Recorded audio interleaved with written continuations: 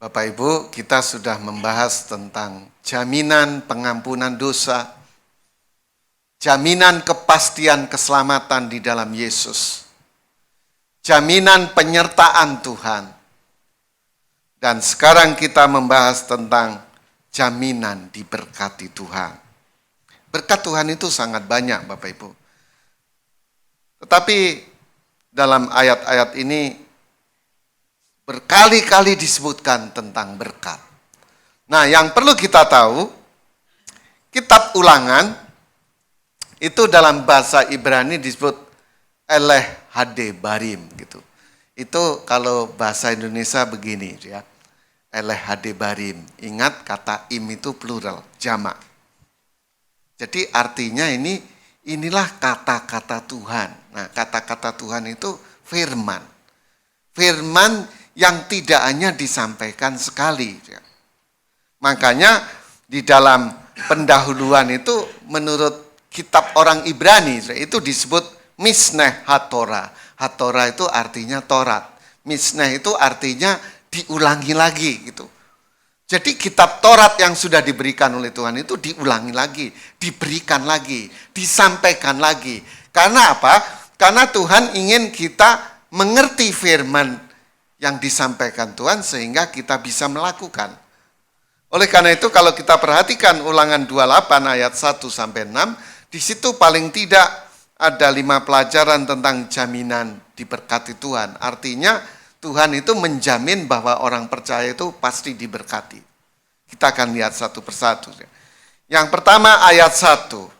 Jika engkau baik-baik mendengarkan suara Tuhan Allahmu dan melakukan dengan setia segala perintahnya yang kusampaikan kepadamu pada hari ini, maka Tuhan Allahmu akan mengangkat engkau di atas segala bangsa di bumi.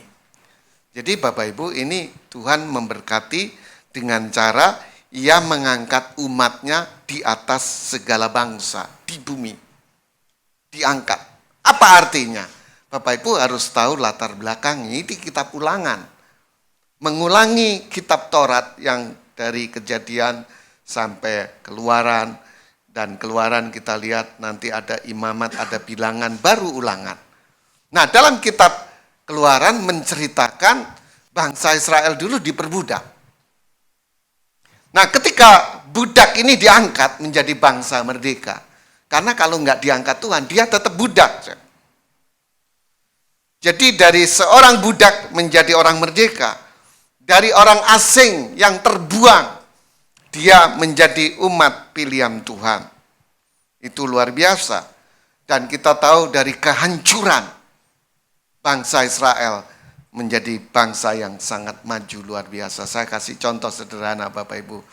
Kalau kita tur ke Israel, biasanya saya minta tour guide lokal. Sana saya pesen sama travel bureau. Saya minta tour guide yang begini-begini gitu.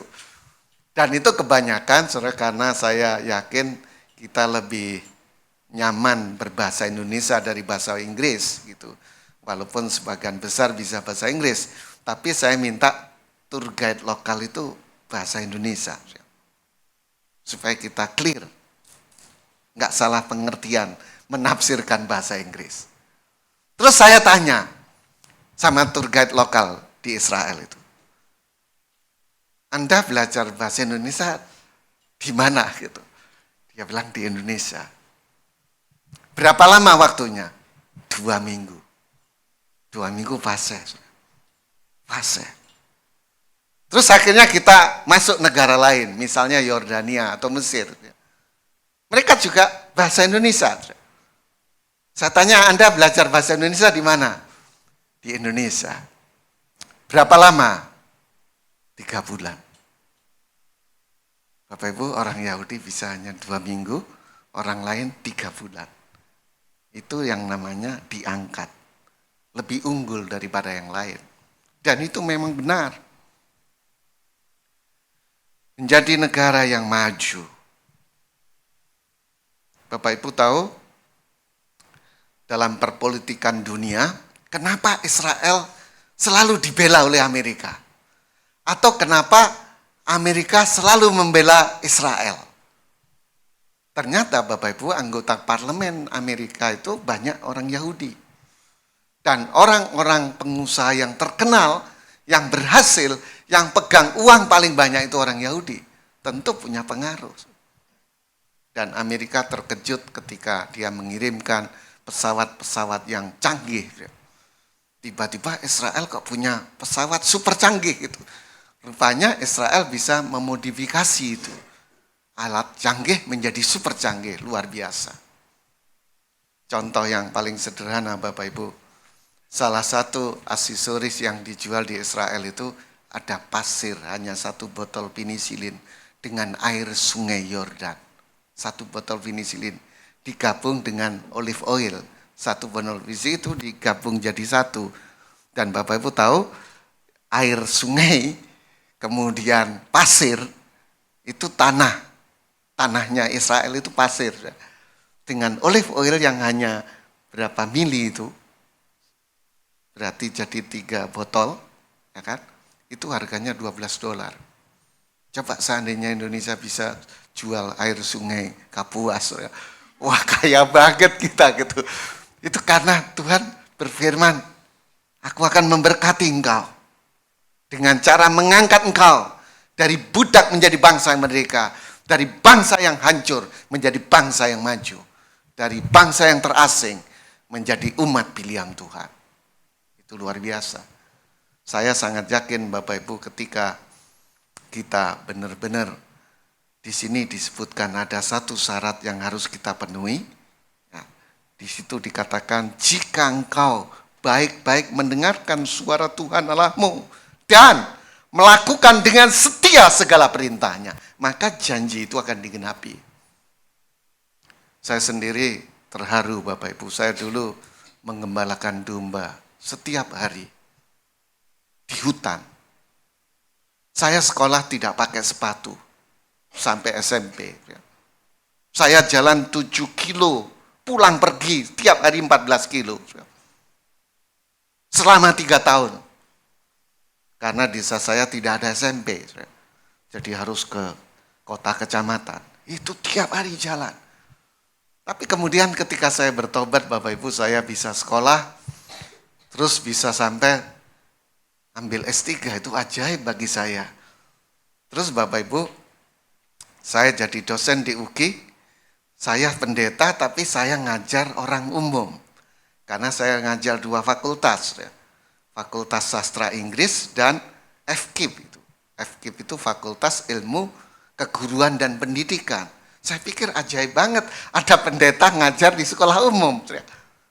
Terus kemudian Bapak Ibu yang paling ajaib STT di Indonesia ini yang paling sulit Bapak Ibu tanya itu sama pendeta-pendeta. STT yang paling sulit itu STT Jakarta. Karena itu STT paling tua di Indonesia. Tapi saya diminta ngajar di sana. Saya pikir wah siapa saya ini gitu. Ajaib banget. Walaupun saya terheran-heran STT ini mahasiswanya kok pakai jeans, pakai t-shirt gitu ya, terus pakai sendal. Saya pikir wah ini di STT saya nggak kayak gini. STT saya itu mahasiswa pakai dasi, pakai pakaian resmi. Tapi saya punya pengalaman yang indah. Dan kemudian sekarang ini Bapak Ibu saya nggak ngerti gitu. Padahal saya tidak punya channel. Tiba-tiba saya ditelepon dari Departemen Agama, Pak, kami butuh dosen. Di mana? Di STT namanya STAS Surabaya. Bapak bantu. Gitu. Ya karena dari pemerintah saya merasa dihormati, saya pergi ke sana, ternyata saya diangkat menjadi direktur program pasca sarjana. Ajaib, luar biasa. Tuhan mengangkat dari seorang gembala kambing di hutan yang nggak dikenal siapapun. Bisa menduduki jadi rektor, bisa jadi kepala program pasca sarjana, bisa ngajar di STT Jakarta, dan kemarin saya terakhir ke Israel itu yang ke-21 kali Bapak Ibu. Jadi saya sudah ke Afrika, ke Amerika, ke Eropa, ke berbagai benua yang lain. Itu ajaib. Karena apa? Tuhan bilang, jika engkau baik-baik mendengarkan suara Tuhan Allahmu dan melakukan dengan setia segala perintahnya, maka berkat-berkat itu akan diberikan. Kita diangkat, ditinggikan oleh Tuhan. Makanya saya rindu Bapak Ibu, kita jangan hanya orang Kristen biasa-biasa saja. Kita harus menjadi orang Kristen yang benar-benar baik-baik mendengarkan suara Tuhan dan melakukan dengan setia. Sehingga walaupun kita tidak berharap berkat, Tuhan sudah sediakan berkat itu. Ini yang pertama yang perlu kita tahu. Lalu yang kedua, saudara, kalau kita perhatikan ayat 2 dan 3, di situ dikatakan begini. Segala berkat ini akan datang kepadamu dan menjadi bagianmu. Sangat jelas. Jika engkau mendengarkan suara Tuhan Allahmu, diberkatilah engkau di kota dan diberkatilah engkau di ladang. Jadi Bapak Ibu, artinya Tuhan memberkati kita di segala tempat.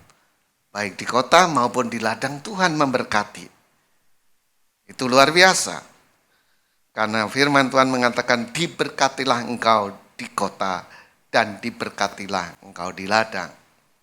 Tetapi berkat ini masih ada peringatan lagi. Karena ada orang Tuhan janji memberkati kok aku sulit, aku susah, aku mengalami banyak masalah. Bapak Ibu, tadi kalau dalam ayat 1 dikatakan jika engkau baik-baik mendengarkan suara Tuhan Allahmu dan melakukan dengan setia segala perintahnya, itu syarat yang Tuhan beri. Tapi kalau di sini dikatakan, saudara, berkat ini akan menjadi bagian kita. Di situ ada syarat juga, jika engkau mendengarkan suara Tuhan Allahmu. Nah, dengan mendengarkan itu timbul iman.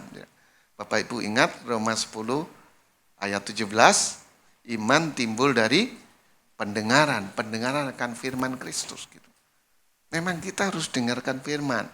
Nah problemnya gini Bapak Ibu, jujur aja, banyak orang Kristen itu sering dengar gosip-gosip, isu-isu yang nggak benar Bapak Ibu. Saya beruntung pernah belajar jadi wartawan, saya jadi wartawan puluhan tahun Bapak Ibu. Nah dalam wartawan itu, seorang wartawan itu ada hukum yang nggak boleh dilanggar. Itu namanya both side. Both side itu dua sisi Bapak Ibu. Apa artinya? Artinya kalau kita mewawancara seseorang, itu nggak boleh hanya percaya dia tok. Kita harus tahu bagaimana lawan dia gitu. Saya kasih contoh Bapak Ibu, ini dalam konteks pelayanan. Ada ibu-ibu, saudara, dia bilang sama saya begini, Pak, saya tidak tahan. Saya tahu cerai tidak boleh, tapi saya harus cerai. Dia mengadu. Saya tanya, kenapa Bu? Ibu tahu nggak boleh cerai, kok harus cerai? Suami saya kasar, saya ditonjok, saya ditempeleng, saya dijambak. Saya tidak dikasih nafkah, macam-macam. Pokoknya suaminya penjahat berat bagi dia. Makanya dia harus cerai. Nah, karena saya pernah belajar jadi wartawan, both side, saya harus dengar suaminya. Saya nggak langsung percaya. Kalau langsung percaya, saya bilang, pria kurang ajar, saya ikut emosi, saya tonjok gitu. Akhirnya saya nggak ikut apa-apa, ikut mangkel gitu ya, ikut marah. Padahal saya nggak ada hubungannya apa-apa. Tapi karena saya tahu teorinya, saya temuin suaminya. Pak, kenapa? Kok katanya mau cerai? Ya saya nggak mau cerai, saya orang Kristen. Kenapa kok katanya harus cerai gitu? Bapak tahu ya, kalau saya nggak takut Tuhan, saya sembelih istri saya itu. Apa Pak gitu? Masa gaji sebulan seminggu habis? Dia kerjaannya hanya main HP melulu. Saya tidak pernah dibikinin teh aja, makan sendiri, semuanya sendiri. Tapi kalau dengan orang lain dia begitu perhatian. Jadi orang lain semua bilang istri saya baik-baik, padahal di hadapan saya penjahat besar dia. Saya bilang, wah ini kalau gitu dua-duanya salah ini. Akhirnya saya bertemukan Bapak Ibu. Oke, sekarang Bapak Ibu berdua ngomong, siapa dulu? Istrinya bilang, kamu dulu aja. Suaminya bilang, kamu dulu aja. Enggak, kamu dulu. Saya bilang, loh kok dulu-duluan? Semua enggak mau. Udah, Bapak dulu aja. Saya bilang, Bapak dulu sebagai kepala. Ya Pak, saya takut Tuhan, saya enggak mau cerai. Saya ini udah ngalah terus Pak. Saya terima kasih Pak Pendeta datang mempertemukan kami. Saya itu selalu ngalah, kalau nggak ngalah udah dulu cerai. Saya mau bertobat, saya mau mengasihi istri. Oke, puji Tuhan, saya senang keputusan Bapak. Mau bertobat, mengasihi istri, nggak mau cerai. Sekarang Ibu saya tanya, Pak saya itu ngalah terus. Kalau saya nggak ngalah juga cerai Pak. Saya pikir kok dua-duanya kalah, ini jadi orang, padahal orang Kristen itu dua-duanya pemenang. Nah ini yang Tuhan mau Bapak Ibu. Tuhan itu sudah menyiapkan berkat yang lengkap. Tapi Tuhan kamu dengar firman dengan baik-baik. Jangan hanya dengar gosip kata orang. Kata orang belum tentu benar Bapak Ibu. Tapi kata Tuhan pasti benar. Makanya Tuhan bilang, oke, berkat sudah ada. Saya akan memberkati kamu. Tapi kamu dengar baik-baik. Lakukan itu dengan setia. Maka berkat diberikan. Itu yang kedua. Lalu yang ketiga, kita perhatikan ayat 4. Ini bicara tentang jaminan diberkati Tuhan. Bagaimana supaya kita diberkati Tuhan? Dalam ayat 4 dikatakan, diberkatilah buah kandunganmu, hasil bumimu dan hasil ternakmu, yakni anak lembu sapimu dan kandungan kambing dombamu. Bapak Ibu, kalau tadi firman Tuhan mengatakan kamu diberkati di kota, diberkati di ladang, dimanapun akan diberkati, Tuhan memberkati kita di segala tempat. Tetapi di sini berbicara tentang kandungan, ini berbicara tentang keluarga Bapak Ibu. Kan orang mengandung karena berkeluarga, karena nikah. Jangan mengandung karena berenang, ya. Nggak ada ceritanya itu, ya. Nah, bagi orang Israel, Bapak Ibu, kenapa ada orang Farisi? Orang Farisi itu, Bapak Ibu, dia itu adalah orang yang sungguh-sungguh berpegang pada Taurat Tuhan, tetapi juga berpegang pada tradisi. Kalau dibandingkan dengan Kristen, Katolik itu berpegang pada Alkitab juga tradisi. Kalau orang Protestan lebih cenderung Alkitab nomor 1, tradisi belakangan. Sehingga orang-orang Protestan kemudian terpecah belah sampai muncul Pentakosta, Pantekosta, macam-macam, sampai karismatik, neokarismatik, neopantekosta, macam-macam. Karena apa? Karena dia tidak mau pegang tradisi. Bikin tradisi masing-masing. Sampai gambar nggak boleh. Patung tidak boleh, semua tidak boleh. Dia tidak boleh ini, tidak boleh itu. Tapi kalau uang semuanya boleh masuk. Tidak adil itu. Tidak adil.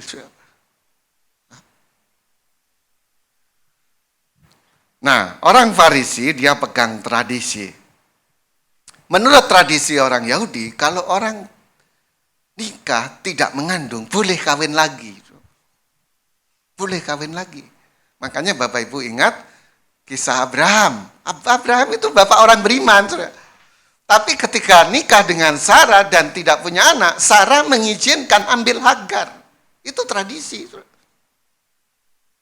Nah, ada orang Kristen yang tidak mengerti tentang antara tradisi dan firman. Nah, Tuhan tidak mau. Makanya Tuhan tidak mau kita tergantung tradisi, tapi Tuhan menghargai tradisi. Oleh karena itu Tuhan juga mau memberkati kandungan. Karena melalui kandungan itulah keluarga menurunkan generasi yang baru.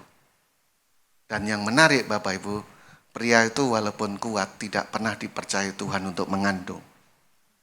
Makanya pria tidak boleh main-main dengan wanita. Bapak Ibu, ketika Kain membunuh Habil, Habil mati. Itu pembunuhan pertama terjadi di dunia. Terus Kain diusir dari Taman Eden. Terus Kain itu protes, Tuhan, nanti barang siapa ketemu saya dibunuh. Gitu. Tapi Tuhan bilang gini, yang bunuh Kain, saya bunuh duluan. Gitu. Padahal Kain itu pembunuh. Ketika dia minta perlindungan, Tuhan dilindungi dia. Tetapi ketika zaman Nuh, anak-anak Allah melihat anak-anak manusia cantik-cantik, lalu dia mengambil siapa saja yang dia sukai. Tuhan marah dan tidak bisa terbendung. Air bah datang. Semua orang mati kecuali Nuh dan keluarganya. Karena Nuh dan keluarganya itu orang yang beriman, yang percaya pada Tuhan. Tuhan mau memberkati keluarga, maka keluarga tidak boleh dirusak. Itu yang ketiga. Jadi Bapak Ibu, Tuhan mau memberkati keluarga kita. Jangan sampai keluarga kita rusak sendiri gitu. Nah, sekarang yang keempat. Kalau Tuhan memberkati kita di segala tempat, Tuhan mau memberkati keluarga kita. Ayat 4 dan 5, ini bagian yang keempat. Kita perhatikan, diberkatilah buah kandunganmu, hasil bumimu, dan hasil ternakmu, yakni anak lembu sapimu dan kandungan kambing dombamu. Diberkatilah bakulmu dan tempat adonanmu. Jadi Bapak Ibu, di sini diceritakan hasil bumi, hasil ternak, anak lembu, kandungan kambing, kemudian bakul, tempat adonanmu. Jadi artinya Bapak Ibu, Tuhan memberkati. Zaman dulu nggak berbicara tentang pabrik. Ya. Zaman dulu tidak bicara tentang produksi mobil atau komputer atau yang lain-lain. Dulu ya pertanian, peternakan, itulah usaha manusia gitu. Makanya Tuhan tidak hanya memberkati keluarga kita, usaha kita juga akan diberkati. Makanya ketika kita berusaha, Bapak Ibu, jangan jadikan usaha itu sebagai berhala yang mengikat kita. Bapak Ibu tentu tahu, sebagian besar tahu Pak Kurniawan ya, dia cerita saya, dia punya saudara kaya banget. Nah Pak Kurniawan itu hobinya sama istri itu cocok gitu, ngebut. Ya. Makanya Bapak Ibu, kita mission trip kita nomor 1, karena jalannya 180 kilo. Saya bilang Pak bahaya ini, saya bilang enggak Pak, aman katanya, karena ada pendeta. Saya bilang ya pendeta juga harus hati-hati gitu. Harus hati-hati gitu. Tapi rupanya keluarga ini hobinya jalan-jalan. Terus dia punya saudaranya yang kaya Bapak Ibu. Dia ajak, ayo kita jalan-jalan nikmati berkat Tuhan. Tuhan sudah memberkati kita, masa kita nggak mau lihat ini lihat itu, ciptaan Tuhan yang indah luar biasa gitu. Saudaranya itu katakan, oh enggak, tokoku masih laris, banyak order, sayang banget gitu. Dia kumpulkan duit banyak banget, tiba-tiba stroke. Gak bisa pergi lagi. Gak lama kemudian mati. Sama sekali gak bisa menikmati. Padahal Tuhan memberkati usaha. Tapi ada orang usahanya dijadikan berhala. Mengikat dia. Terbelenggu di situ. Makanya kenapa Bapak Ibu, saya juga pernah jadi guru TK. Guru SD itu saya pernah Bapak Ibu. SMP gak pernah. Dari guru SD saya langsung jadi dosen. Jadi dosen masih manual Bapak Ibu, saya diatur gitu. Tapi akhirnya saya sekolah terus. Karena sekolah terus, saya diperlukan Bapak Ibu. Saya bilang, saya mau ngajar kalau begini. Sehingga saya tiap tahun itu menentukan tanggal saya. Saya mau ngajar bulan ini. Kalau ini, saya nggak mau ngajar. Tapi karena diperlukan, mereka nurut aja gitu. Sehingga saya merdeka, jadi dosen yang merdeka. Puji Tuhan. Karena Tuhan mau memberkati usaha kita. Saya sudah berusaha sekolah setengah mati loh Bapak Ibu. Saya sekolah mati. Luar biasa. Saya sekolah itu. Karena Bapak Ibu bayangkan waktu saya ambil S2. Saya itu satu-satunya yang baru S1 murni. Yang lain sudah Master of Divinity, Master of Art yang tinggal berapa kredit. Saya sarjana murni, ambil master gitu. Tapi karena saya sungguh-sungguh, saya serius, saya sudah lulus S2, teman-teman saya yang sudah Master of Divinity, Master of Art itu ketinggalan. Bukan berarti saya pinter, tapi saya menghargai waktu yang Tuhan beri untuk belajar. Nah, ketika ambil S3 Bapak Ibu, ya berat banget. Tesis saya itu kurang lebih sekitar 750 halaman Bapak Ibu. Dan itu satu spasi. Kalau 2 spasi itu berarti 2 kali Bapak Ibu. 1.400 halaman lebih. Tapi saya punya cara. Semua yang ngerjakan saya. Tapi istri saya, Yuda, adik, keponakan, saya bilang periksa tolong ya. Periksa halaman ini, halaman ini, halaman ini gitu. Sehingga untuk mengoreksi ada tim, ya. Semua terlibat. Maka saya tidak boleh sombong. Karena saya ambil S3 bukan kemampuan sendiri. Banyak orang yang Tuhan pakai. Termasuk saya wawancara anak-anak muda di Cawang, ya. Saya wawancara ada 3 orang di sana, ada mungkin 18 orang sebagai responden. Itu saya menghargai semua. Karena saya membuat sistem riset itu ada namanya titik jenuh Bapak Ibu. Jadi membuat satu pertanyaan, kalau masih ada jawaban yang berbeda, itu kita harus terus. Ya. Tapi kalau jawabannya udah sama, itu titik jenuh stop. Itu teori penelitian Bapak Ibu. Tapi saya sadar, wah kalau nggak ada orang-orang yang mau jadi responden, saya nggak bisa berhasil.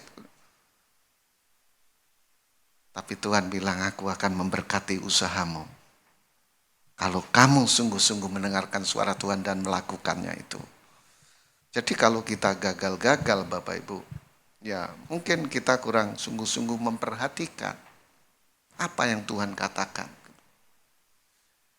Di STT itu ada satu mata kuliah, saudara, namanya metodik belajar. Metodik belajar itu adalah ilmu cara belajar bagaimana berhasil. Itu ada dosen lain bilang, Pak saya mengampu ini aja. Saya bilang nggak bisa. Loh kenapa nggak bisa Pak? Kan saya juga doktor gitu. Saya bilang tapi meraih doktor berapa tahun kamu? Masternya aja 10 tahun nggak lulus-lulus, gimana kamu ngajar orang lain mau berhasil sekolahnya gitu. Doktornya berapa tahun nggak lulus-lulus kamu. Jadi Bapak Ibu, banyak orang yakin karena sudah doktor mau ngajar orang lain, dikira dia cocok karena sudah doktor. Padahal waktu ambil doktor, dia itu terlunta-lunta. Bagaimana memberi contoh kepada mahasiswa? Sekolah bagaimana berhasil. Karena metodik belajar itu mengajar supaya orang belajarnya berhasil, tidak tertunda-tunda. Saya heran zaman sekarang, saudara, banyak mahasiswa yang cuti. Saya tanya ngapain cuti? Jenuh loh. Sekolah kok jenuh? Saya sekolah itu seneng Bapak Ibu. Cuma karena biayanya mahal ya udahlah S3 cukup gitu. Saya ambil S3 itu jual rumah loh Bapak Ibu. Tapi Tuhan itu baik. Saya bukan orang yang suka hambur-hamburkan uang. Jual rumah, saudara, tentu rumah saya laku lumayan. Saya buat sekolah karena waktu itu saya ambil S3, anak saya nomor 2 ambil S2, anak saya nomor 3, 4 itu ambil S1, S1. Jadi kebutuhan banyak sekali, saya jual rumah Bapak Ibu. Tapi jual rumah masih ada sisa. Terus ada sisa, wah kita jual rumah, kalau dibeliin mobil, sisanya ini nilainya kurang. Kita harus beli rumah lagi. Maka beli apartemen itu sejarahnya, saya di Green Pramuka itu. Itu sejarahnya. Nah ternyata kita dulu belinya murah, sekarang udah mahal seperti waktu saya jual rumah. Jadi kalau dihitung-hitung asal-asalan Bapak Ibu, berarti saya, anak saya itu sekolah S1 2 orang, S2 1 orang, S3 1 orang, itu gratis semua. Bapak Ibu ngerti artinya gratis? Karena jual rumah masih sisa, sisanya untuk beli rumah, ternyata apartemen ini yang dibeli harganya sama seperti jual rumah, padahal kita sudah lulus semua. Itu cara Tuhan memberkati gitu. Karena apa? Sekolahnya enggak cuti-cuti. Sesuai dengan jadwal itu. Semua. Tuhan mau memberkati usaha kita. Kalau yang lain usahanya bertani, berternak, usaha yang lain. Ada usaha belajar, mulai gelar dan seterusnya. Tapi Tuhan mau memberkati itu. Nah, sekarang yang terakhir ayat 6. Bapak Ibu perhatikan. Diberkatilah engkau pada waktu masuk dan diberkatilah engkau pada waktu keluar. Jadi Bapak Ibu, Tuhan tidak hanya memberkati kita di segala tempat, tapi Tuhan juga mau memberkati kita di segala waktu. Kapanpun. Waktu masuk, waktu keluar. Pagi, malam. Kapanpun Tuhan mau memberkati kita. Ajaib. Tapi jangan lupa bagaimana kita mendapat berkat. Tuhan bilang jika engkau sungguh-sungguh baik-baik mendengarkan suaraku dan melakukannya dengan setia. Saya yakin berkat Tuhan ini sudah sangat jelas Bapak Ibu. Tuhan mau mengangkat kita dari seorang yang terbuang menjadi orang pilihan Tuhan. Tuhan mau memberkati keluarga kita. Tuhan mau memberkati kita di setiap tempat dan di setiap waktu. Tapi pertanyaannya, apakah kita sungguh baik-baik mendengarkan suara Tuhan? Dan apakah kita sudah melakukan firman-Nya itu dengan setia? Karena kalau kita diberkati tanpa mendengarkan suara Tuhan, tanpa melakukan firman Tuhan dengan setia, berkat itu akan jadi bumerang bagi kita. Tapi kalau kita setia melakukan firman Tuhan, Tuhan memberkati kita, maka kita akan dijadikan berkat bagi kemuliaan nama Tuhan. Mari kita berdoa, saudara.